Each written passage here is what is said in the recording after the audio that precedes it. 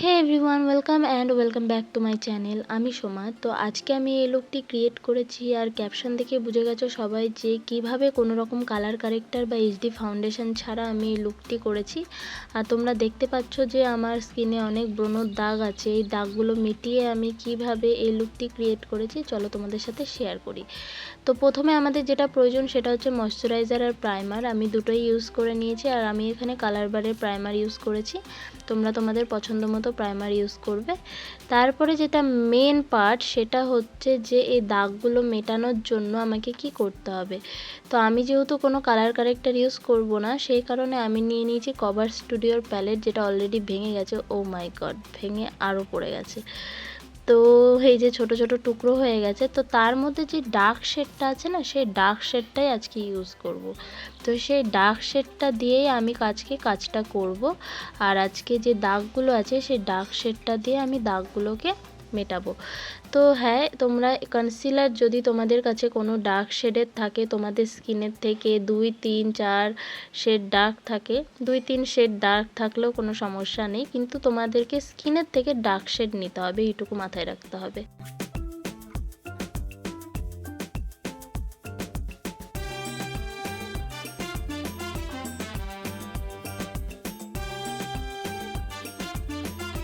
ব্রণর দাগ আছে, তো সেখানে তোমরা ইউজ করে নেবে এবং ভালোভাবে ইউজ করার পর ভালোভাবে ওটাকে ব্লেন্ড করে নেবে।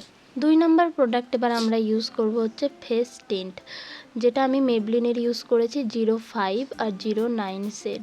হ্যাঁ, কিন্তু 05 শেডটা আমি জানি না কি হয়েছে, যে ওটাতে না জল আর ফাউন্ডেশন এরকম মনে হচ্ছে আলাদা আলাদা হয়ে গেছিলো, বাট তাও আমি ওটাকে ভালো করে মিক্সড করে নিয়েছি। 09 শেড আমি ইউজ করেছি, দুটোকে আমি মিক্সড আপ করেছি। 05 শেডটা আমার স্কিনের থেকে অনেকটাই সাদা, সেই কারণে আমি 09 শেডটা আবার নিয়েছি এবং দুটোকে মিক্সড করে আমি ভালো করে অ্যাপ্লাই করে নিচ্ছি।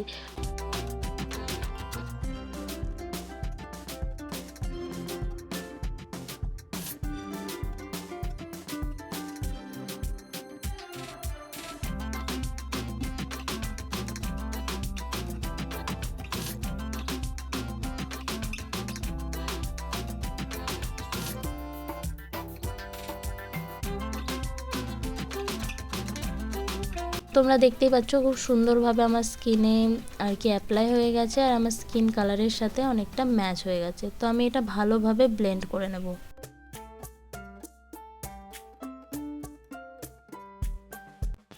ভালোভাবে ব্লেন্ড করে নেওয়ার পর তোমরা দেখতেই পাচ্ছ যে কি সুন্দরভাবে দাগগুলো হালকাভাবে আর কি ইনভিজিবল হয়ে গেছে।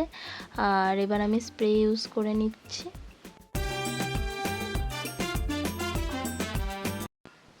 এরপর আমি ইউজ করছি হচ্ছে মার্সের 03 শেড নাম্বারের কনসিলার, আর এটা আমি একটু হাইলাইটিং করার জন্য আমি এই কনসিলারটা ইউজ করছি।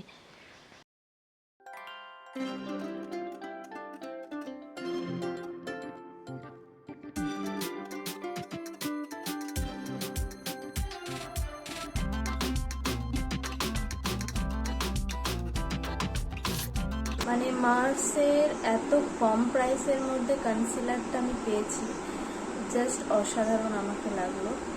মানে অসাধারণ, এটা মানে অ্যারাউন্ড 200 প্রাইস, মানে আমাকে বেস্ট কনসিলার লেগেছে অ্যাফোর্ডেবল প্রাইসের মধ্যে আমার এখনো পর্যন্ত।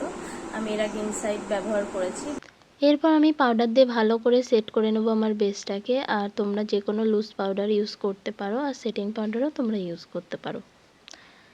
নেক্সট আমি ব্লাশ ইউজ করেছি, একদম হালকা হাতে ব্লাশ ইউজ করে নিয়েছি আমার দুটো গালে, নাকে। তারপর আমি ইউজ করব কন্ট্যুর আমি একদম হালকা করব, কারণ আমি সচরাচর কন্ট্যুর করা পছন্দ করি না, এমনিতে মুখটা আমার অনেকটাই পাতলা। তাই আমি ফরহেডে হালকা করে আর গালে হালকা করে আমি কন্ট্যুর করে নিয়েছি, আর নোজে করে নিয়েছি।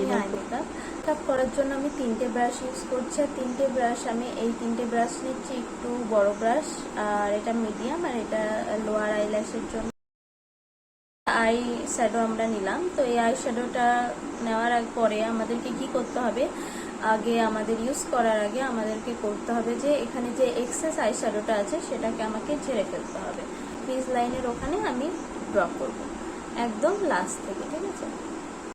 আইশ্যাডো ইউজ করার একটা নিয়ম আমি বলে দিই, সবসময় হালকা হাতে আইশ্যাডোটা ইউজ করবে, মানে ব্রাশটাকে অনেকটা হালকা হাতে ধরে তারপরে ব্লেন্ড করবে।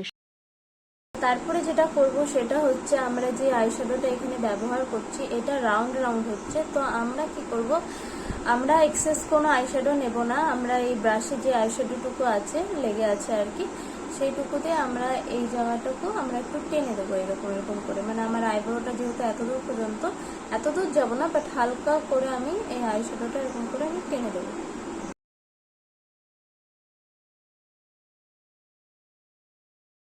সামনে থেকে দেখাচ্ছি যে এটা কিরকম লাগছে দেখতে। তোমরা এখানে দেখতে পাচ্ছ যে ব্রাউন আইশ্যাডোটা খুব সুন্দরভাবে ব্লেন্ড হয়ে গেছে।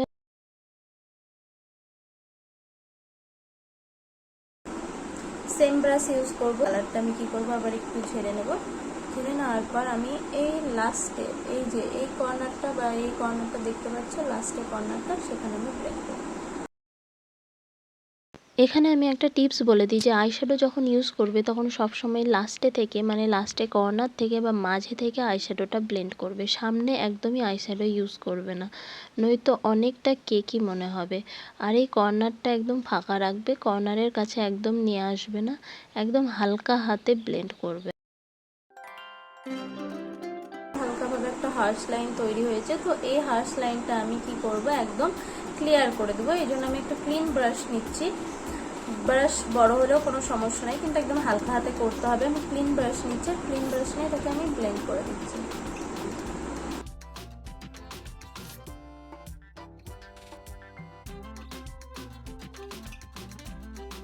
তো হার্শ লাইনটা আর বোঝা যাচ্ছে না, একদম ক্লিয়ার ভাবে আইলাইন মানে আই মেকআপটা আমার বোঝা যাচ্ছে, ঠিক আছে।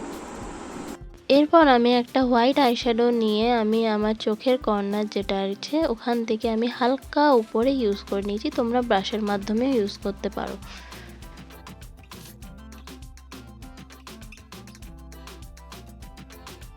এরপর আমি লোয়ার ল্যাশ লাইনটা ভালো করে ব্লেন্ড করে নেব আমি একটা ব্রাউন কালার দিয়ে।